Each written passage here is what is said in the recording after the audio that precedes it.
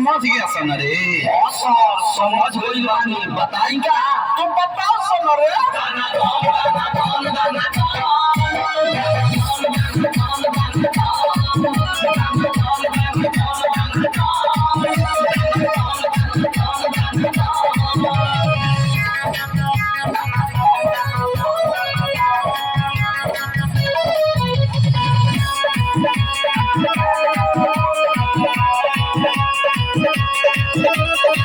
हमरा लागता रवा पढ़ल लिखल न बानी, लिखल पढ़ल बानी। जब मरद के फुल फॉर्म बता देनी तो तनी यारों के बताइए दे। नो सुन ऐसे आई लव यू कही ऐसे कही यार के यार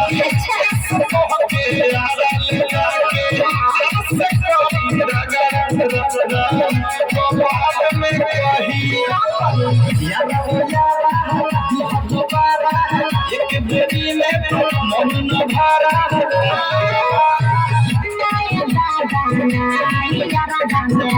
Sabah,